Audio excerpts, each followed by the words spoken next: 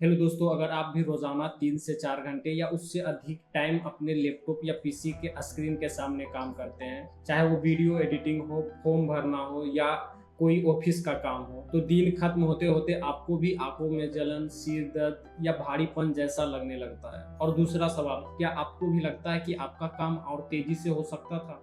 आज के वीडियो में मैं आपको बताने वाला हूँ 5 ऐसी बेस्ट सेटिंग जिसमें कुछ खास डिस्प्ले सेटिंग है जिससे आपकी आंखों को फ्रेशनेस महसूस करवाएगा, और कुछ ऐसे विंडोज ट्रिक है जो आपके काम करने के स्पीड को डबल कर देगा। तो चलिए सीधे चलते हैं डेस्कटॉप के स्क्रीन पे। तो tips number 1, cursor point setting. आपको सिंपल स्टार्ट बटन पर क्लिक करना, उसके बाद आपको सेटिंग में जाना है। सेटिंग में जाने के बाद डिवाइस पर आपको इस तरह क्लिक करना है।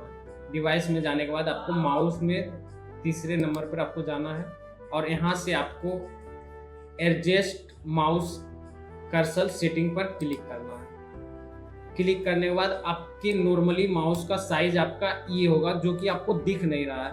तो आप अधिकतर टाइम आप अपने लैपटॉप या पीसी में काम करते हैं तो आपका माउस कभी कभी कोई टेक्स्ट या बीच में आपको हो जाता है तो आपको पता नहीं चलता है, जिसके कारण आपको आँख को ज़्यादा ध्यान से कोई चीज़ देखना पड़ता है। उसके लिए आप क्या कीजिएगा, यहाँ से आकर कर्सर को आप अपने हिसाब से जितना बड़ा रखना होगा जिससे आपको बेहतर काम करने में हो तो आप रख लीजिएगा। ऐसे मैं यहाँ 3 रखता हूँ, आप अपना हिसाब से रख लीजिएगा तो मेरा ये कर्सर प्रॉपर तरीके से क्लियर नज़र आता है।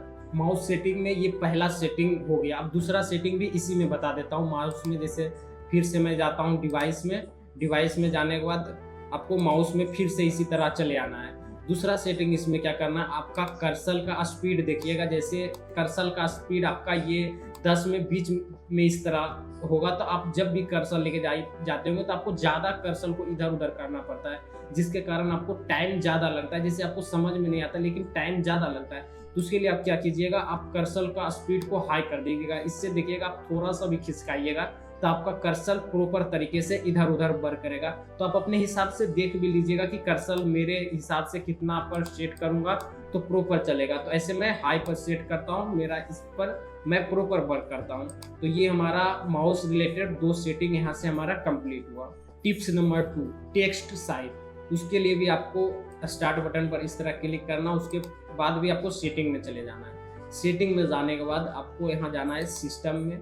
सिस्टम में जाने के बाद आपको डेस्कटॉप में इस तरह चले आना और यहाँ से आप क्या कीजिए, आपका नॉर्मली यहाँ 100% होगा शिफ्ट आपका डेस्कटॉप या पीसी का टेक्स्ट लेआउट में। तो आप यहाँ 100% से हटाकर 100% जब कीजिएगा तो आप देख सकते हैं टेक्स्ट बहुत छोटा छोटा नजर आ रहा है, जिससे आपको आंखों को कोई चीज़ देखने के लिए बहुत ज़्यादा मेहनत लगता है। उसके लिए आपको क्या करना है, यहाँ से आपको ऐसे आपका 125 रखना चाहते हैं रख सकते हैं, आप 150 रखना चाहते हैं 150 रख सकते हैं। जिससे क्या होगा, आपको क्लियर हर चीज़ नज़र आएगा, जिससे आप आसानी तरीके से हर काम कर सकते हैं। ऐसे में 150% ही हम साइज को इंक्रीज करके रखते हैं। तो आप भी अपने हिसाब से जितना यहाँ से साइज इंक्रीज कर सकते हैं कर लीजिएगा, जिससे आपको क्लियर नज़र आए।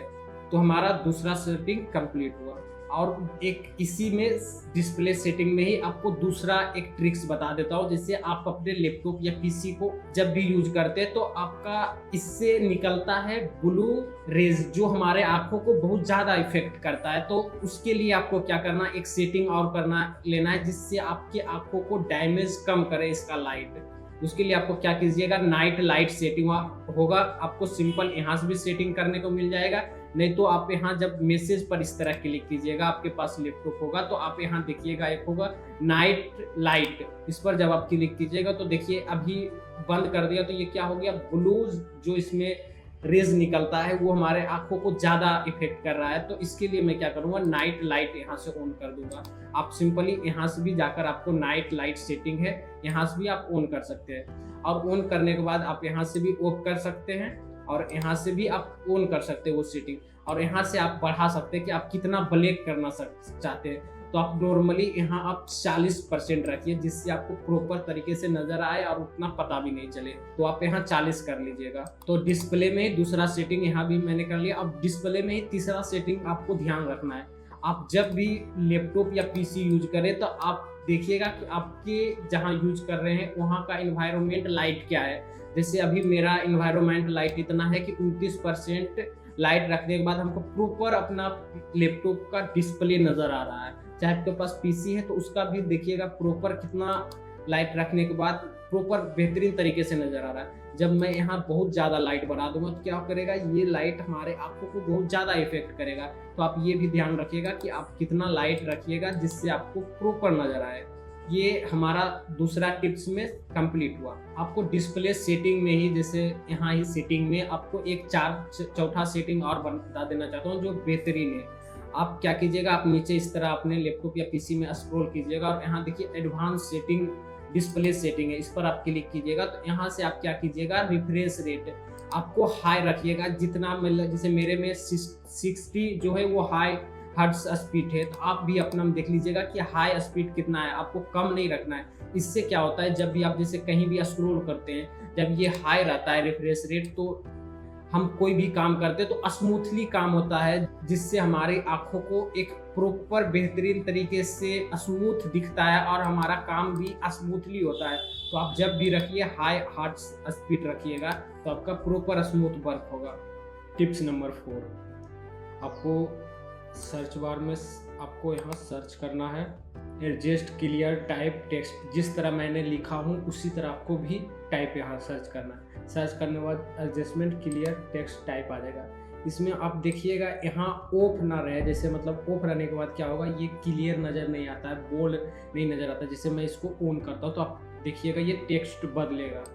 मैंने ऑन किया तो ये डार्क लिखा है और ये आपको देखने में और भी मतलब बेहतर होगा, मतलब ज़्यादा आँख पर जोर नहीं पड़ेगा, ये बोल्ड एक तरह से दिखता है। तो आप देख लीजिएगा, अगर आपका ऑन नहीं रहेगा तो इसको आपको नॉर्मली ऑन कर लेना है। ऑन करने के बाद next next next next next next इस तरह आपको नेक्स्ट बस कर देना। ये फिनिश, हमारा ये सेटिंग कंप्लीट हुआ। अब टिप्स नंबर 5 जो कि बहुत ज़्यादा इम्पोर्टेंट और ज़रूरी है।